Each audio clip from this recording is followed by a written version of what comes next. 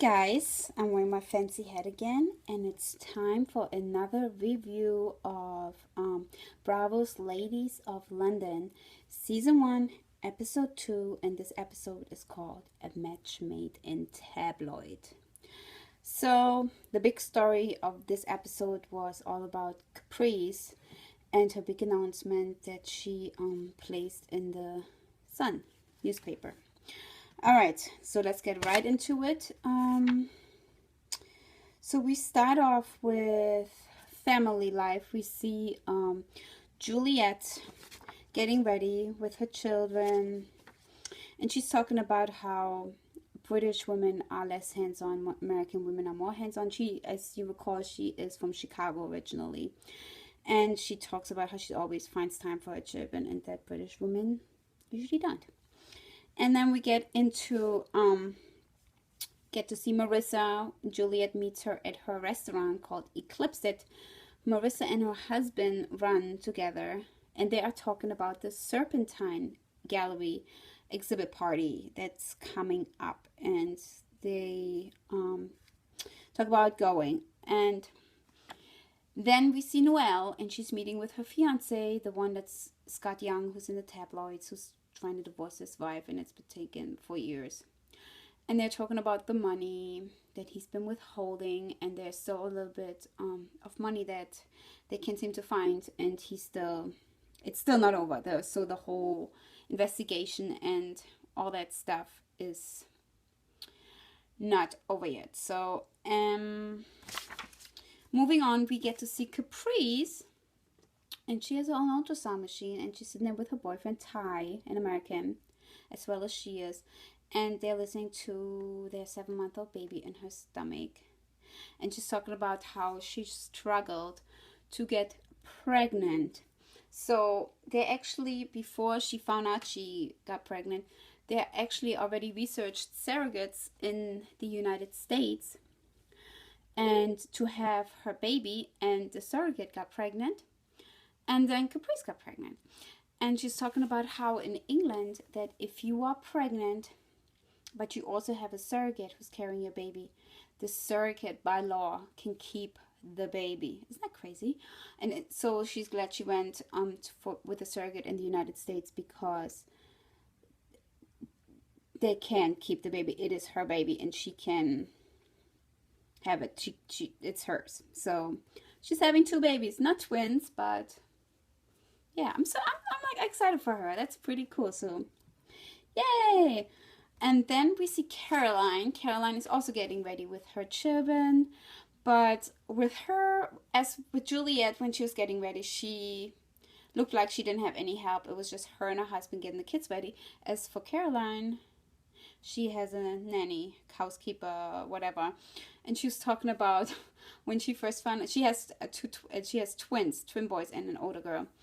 And she was talking about it when she first found out that she's pregnant. She came home to her housekeeper and said, "Congratulations, you're having twins." Meaning, I'm not taking care of my kids, you will. Yay. Then we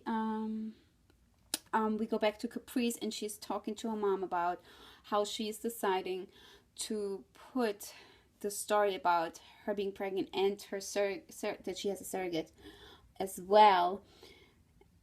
That she is going to actually talk to somebody, the Sun, the newspaper, big newspaper, and they're going to print a story. And I personally, she is a public figure, and people print all kinds of crap about famous people in the newspapers, magazines. So I think it was a good idea for her to put her story out there, to tell her side of the story before people go crazy when she had the 2 babies. I mean, can you imagine? Anyways, moving on. Then we get to Noelle. Noelle is flat shopping. She's looking for a flat in London. And she looks at this really small flat, which by the way had a nice roof terrace. I really like that. And it's $6,700 a month. And she really did not like it. She wants a house, and she thinks it was so small and dingy and dirty. And her boyfriend, her fiance, came with her, and he said, it's fine, it's nice, just get it cleaned, la-di-da. So she wasn't having it. He liked it. And then they were talking about the big gala at the Serpentine Gallery at the party, and her fiance did not get tickets. And you need to have tickets. And so she is frantically calling around. She's asking Marissa, maybe your husband is DJing the event. Can you maybe get me some tickets? And Marissa says, yeah, I'll try, see what I can do. So then we see Caroline at work, and she is in a brainstorming meeting, whatever, for her website. She's talking about all these top 5 celebrities. If you would know their names, you'd be shocked to see that they're shopping at her website. She has that gift website that you can buy anything and they send it to you. Well, anyways, then somebody comes in with the newspaper, and it's Caroline on the cover of the newspaper talking about her children, that she is pregnant and that she's having a surrogate as well. So Caroline is like, why the front cover? La-di-da-di-da. And then we see Annabelle. We hadn't seen her until then. And Annabelle is the only person who actually calls Caprice and says, congratulations. And yeah, I don't think Annabelle necessarily approves of her telling her stories to the tabloids, but she is, I felt genuinely happy for her. So that was nice. Then we see what happened next. It's the day, yes. Oh, and then Caprice is meeting with the son, and they were discussing the story, and she's actually there for a photo shoot, so they're taking some more pictures of her, and they were probably going to put it in a later edition of the Sun, of the article. So then the next day is the day of the Serpentine party. Everybody's getting ready. Everybody's getting their hair done. Noelle, who does not have a ticket, is at the hairdresser getting all gussied up, and she has this. She's talking about, oh, I have this Caroline Herrera dress. It's beautiful. I especially bought it for this event, even though I don't have a ticket. Then, yes, everybody's getting ready. Caroline is getting ready for the event, and then we see Marissa getting ready, and she's talking about how she usually doesn't have anybody helping her get ready. And yes, so the next big thing is everybody's meeting up at Eclipse, Marissa's restaurant, for pre-cocktails before they all head to the party. And everybody's coming in their beautiful gowns. I feel Annabelle looked so stunning in her Alexander McQueen gown. It was just beautiful.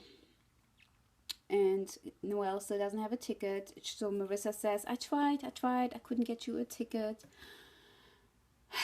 So she doesn't have a ticket.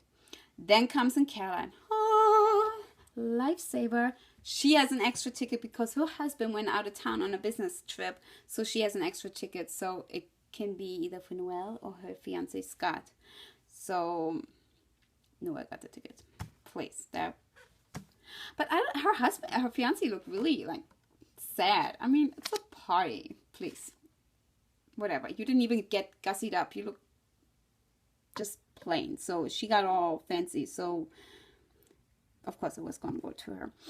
And Caroline's dress, I mean, it looked pretty, but it was so short it looked like she forgot pants or something. It just looks like it was, I mean, she has beautiful legs. She has a beautiful figure, but no.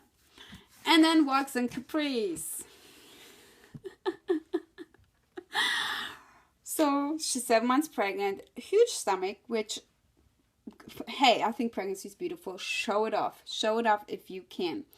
But, oh my gosh, she was wearing this boucle fabric dress, which was kind of pinkish. And then really tight, form-fitting short dress. And then it had green roaches all over it. I kid you not, roaches. I'm like, what the F? Seriously? Seriously, you couldn't, with all your influences in the fashion world, whatnot, you couldn't find. I would have loved to see her in something like Annabelle wore, but no, she wore a roach dress and she looked hideous. Sorry, Caprice, you look like, yeah. So then everybody is getting to the Serpentine Gallery, and they're walking the red carpet, and you see Juliet is actually she styled some of the people who walked the red carpet, which was really cool. Really cool. Juliet looked nice, except I wish she wouldn't have worn that flowery cardigan sweater thingy over her dress. Her dress was nice. And so the Serpentine event was held at Hyde Park. And Caroline could not stop talking about, why did Caprice get the front page? Why is she so important? Who cares? Really, Caroline? Really? Does it always have to be about you? So, whatever. So that was it. So next week, this episode has, the last 2 episodes have been such a snooze fest. I just couldn't care less. I was like, I can't wait for it to be over. But we saw a preview for the next episode, and it looks like the claws are finally coming out. It's going to be between Juliet and Annabelle. They're like catfighting. So I can't wait for that. Yeah, I can't wait for that. So I hope you guys like this review. Press like, subscribe, and I will see you with the next review. And you guys have a great day. Bye.